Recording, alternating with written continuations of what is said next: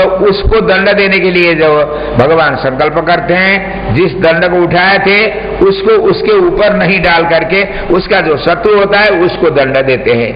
जो मित्र हो जाएगा उसके लिए पुण्य देते हैं, जो शत्रुता करेगा उसके लिए पाप बांट देते हैं भगवान। शरणागत जीव का अनादिकाल से पाप बहुत ढेर होता है, अनंत राशि, वो भोग करके कभी समाप्त नहीं कर सकेगा। वो उसको क्या करते हैं भगवान, बांट देते हैं। उसके शत्रु को पुण्य दे देते, क्या नाम, पाप दे देते हैं। उनके लिए जो मित्रता करते हैं उनके लिए पुण्य देते हैं, खाली बना करके।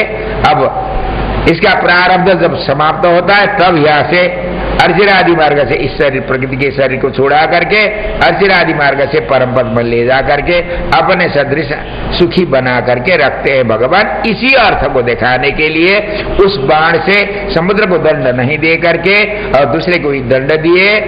एक दूसरी बात यह है, क्या है, जो शरण में नहीं आता है, जो जिसके शरण में जाना है वो कमजोर कोई हो तो उसके शरण में नहीं जाना, ये दिखाते हैं। समुद्र शरणागति से दो काम दिखाते हैं। समुद्र के जिसके वो जो शरण में आ जाता है उसकी रक्षा के लिए भगवान जब संकल्प करते हैं तो उसके शत्रु को दंड देते हैं, उनको दंड नहीं देते हैं। परंतु शरणागति करते समय जो लायक, शरणागति करने के लायक समर्थ है उसको ही, उसकी ही शरणागति करनी चाहिए।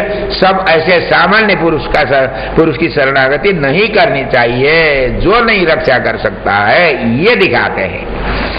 अब जानकी के चरित्र द्वारा भगवान क्या दिखाते हैं, जीवात्मा को ऐसे काम करना चाहिए, ऐसे काम नहीं करना चाहिए। जो काम कर्तव्य है ऐसा ऐसा काम करोगे तो तुम्हारा कल्याण होगा, इसके विपरीत करोगे तो तुम्हारा सत्यानाश होगा।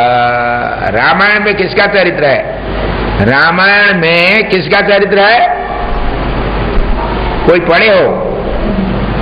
रामायण पढ़े हुए होते तो क्या और ज्यादा आते नहीं, सबने पढ़ लिया, संतोष हुआ। अरे हम जिस कथा को जानते हैं उसी कथा को सुनने के लिए कौन जाए।